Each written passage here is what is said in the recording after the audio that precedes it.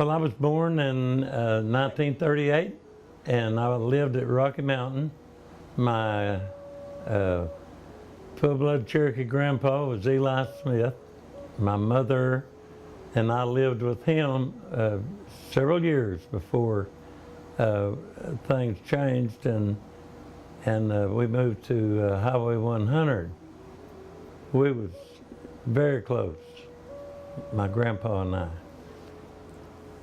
When I was a little boy, my aunt Nellie Wolf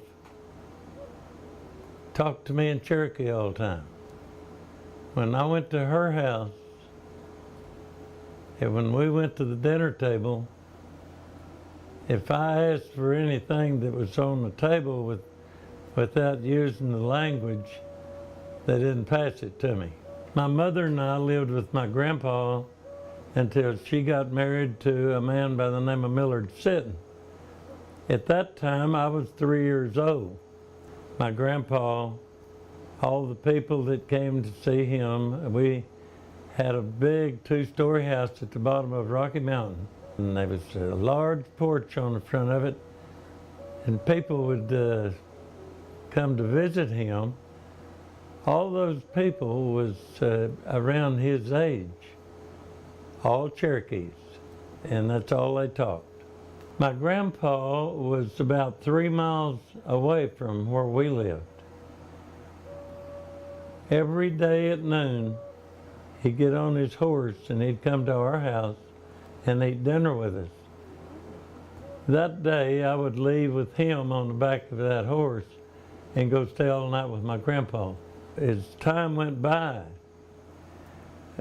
my cousin that I talked about, Nellie Smith and Mary Smith, they were my age. All the boys was older than me.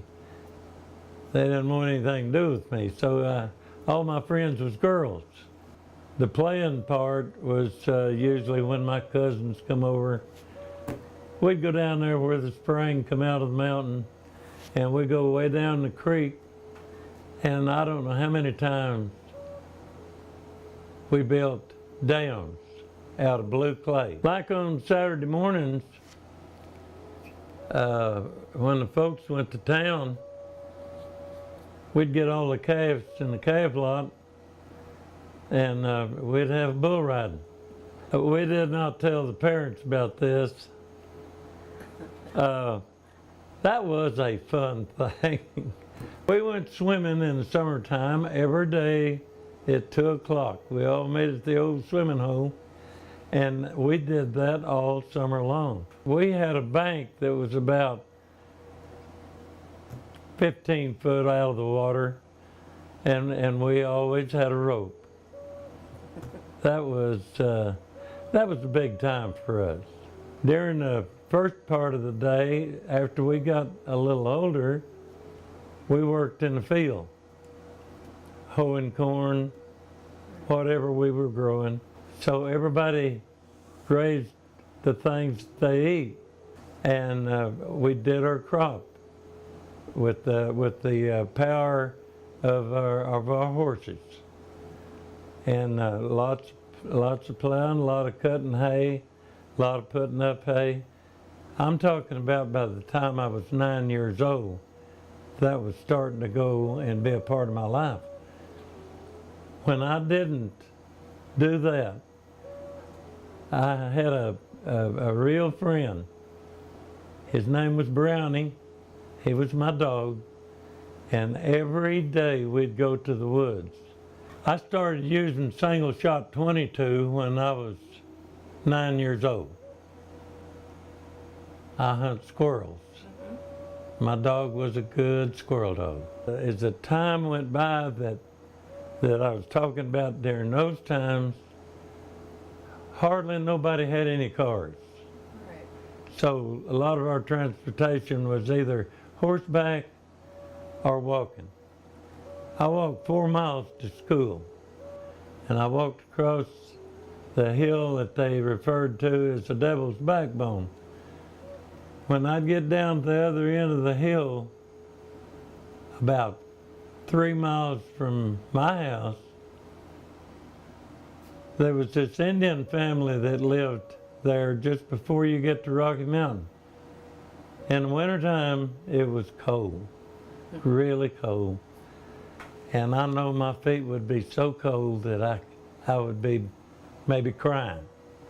That woman, Miss Johnson, would stand at the door watching for me to start down that hill, and she would have me come in the house, and she would have me sit in front of the fireplace, and she would rub my feet. Now this went on all the time when I was in the winter time when it was cold. She was so good to me.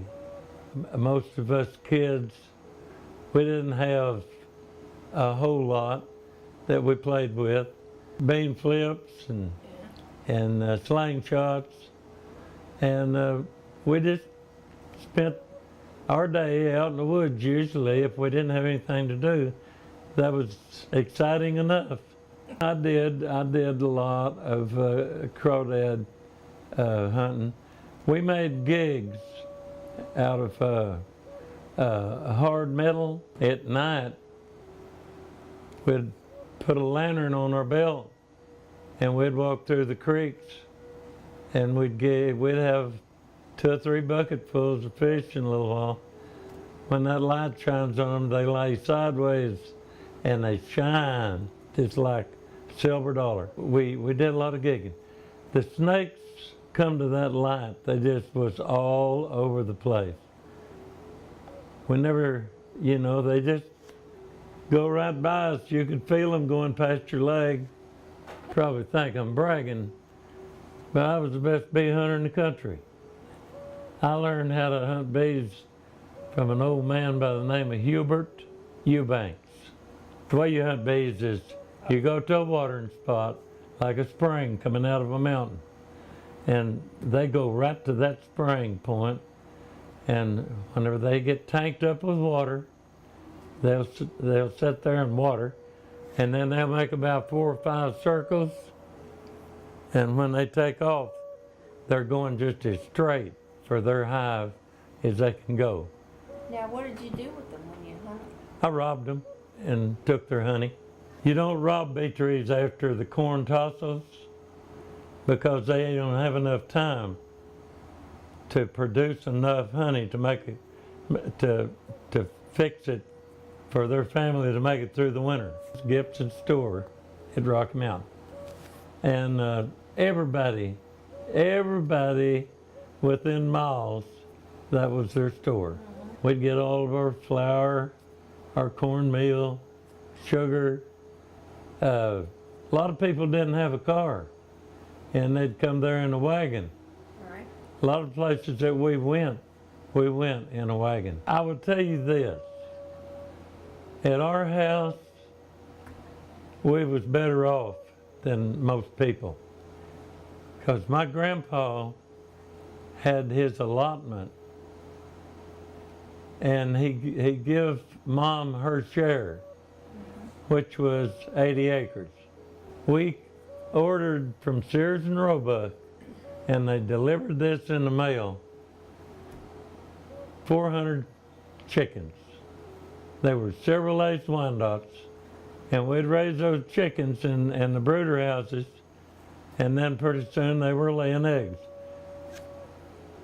We had hen nests all over the barns, all over the side of the house, in the chicken house, everywhere. We would sell 2 crates of eggs every Saturday, and we would sell 30 gallons of cream. And that takes a long time to stand there at that separating machine every night and turn that wheel and separate milk and cream. But that's just the way things was, and we never questioned it.